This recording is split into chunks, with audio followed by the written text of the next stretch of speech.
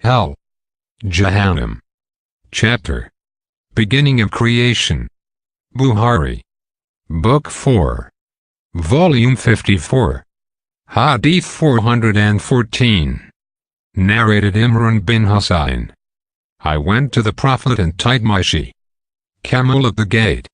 The people of Bani Tamim came to the Prophet, who said, O Bani Tamim, accept the good tidings.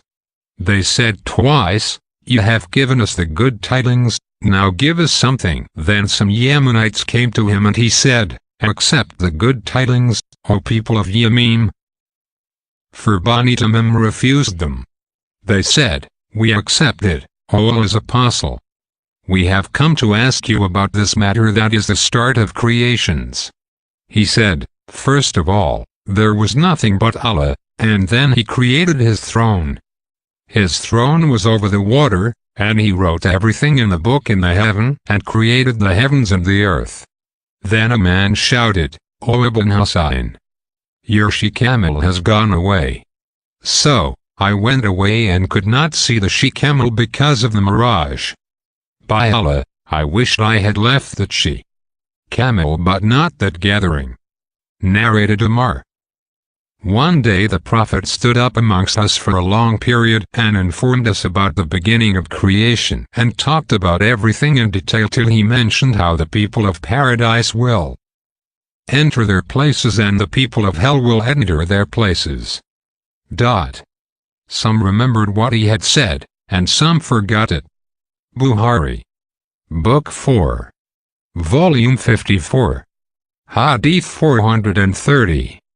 Narrated Abdullah Ibn Masud. Allah's apostle, the true and truly inspired, said, The matter of the creation of a human being is put together in the womb of the mother in 40 days.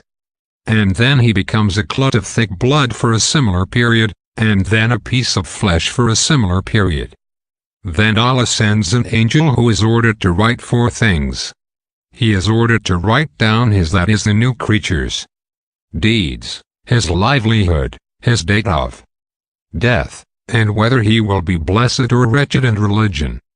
Then the soul is breathed into him.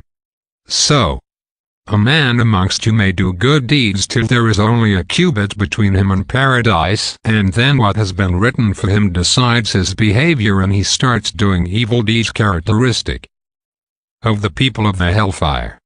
And similarly a man amongst you may do evil deeds till there is only a cubit between him and the hellfire, and then what has been written for him decides his behavior, and he starts doing deeds characteristic of the people of paradise. Bukhari. Book 4. Volume 54. Hadith 435. Narrated Abu Dar. The Prophet said, Gabriel said to me, Whoever amongst your followers die without having worshipped others besides Allah will enter paradise or will not enter the hellfire. The Prophet asked, Even if he has committed illegal sexual intercourse or theft? He replied, Even then. Bukhari. Book 4. Volume 54. Hadith 459. Narrated Samura. The Prophet said, Last night I saw in a dream 2 men coming to me. One of them said, The person who kindles the fire is Malik, the gate keeper of the hellfire, and I am Gabriel, and this is Michael. Bukhari. Book 4. Volume 54. Hadith 462. Narrated Ibn Abbas.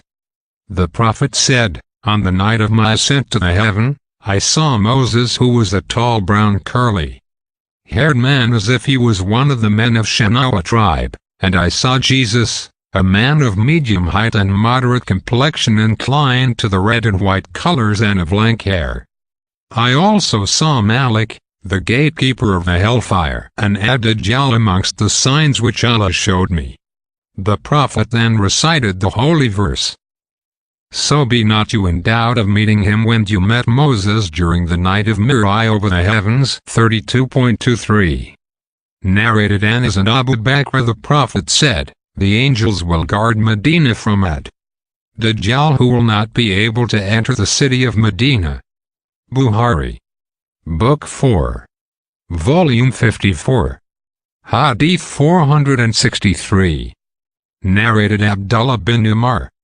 Allah's apostle said, when any one of you dies, he will be shown his destination both in the morning and in the evening, and if he belongs to the people of paradise, he will be shown his place in paradise, and if he is from the people of hell, he will be shown his place in hell. Bukhari. Book 4. Volume 54. Hadith 464. Narrated Imran bin Husayn. The Prophet said, I looked at paradise and found poorer people forming the majority of its inhabitants. And I looked at hell and saw that the majority of its inhabitants were women. Bukhari. Book 4. Volume 54. Hadith 480. Narrated Abu Dar. While the Prophet was on a journey, he said regarding the performance of the Zuhr prayer, wait till that is the weather gets cooler. He said the same again till the shade of the hillocks extended. Then he said, delay the Zuhr prayer till it gets cooler, for the severity of heat is from the increase in heat of hell. Fire. Bukhari. Book 4. Volume 54. Hadith 482. Narrated Abu Hurairah. Allah's apostle said, the hellfire complained to its Lord saying, O my Lord, my different parts eat up each other. So, he allowed it to take 2 breaths, one in the winter and the other in summer, and this is the reason for the severe heat and the bitter cold you find in weather. Bukhari. Book 4. Volume 54. Hadith 483. Narrated Abu Jamrah ad-Dabi. I used to sit with Ibn Abbas in Mecca. Once I had a fever and he said to me, cool your fever with some water, for his apostle said it, the fever is from the heat of the hellfire. So, cool it with water. Or some water. Bukhari. Book 4. Volume 54. Hadith 484. Narrated Rafi bin Khadi. I heard the Prophet saying, fever is from the heat of the hellfire. So cool it with water. Bukhari. Book 4.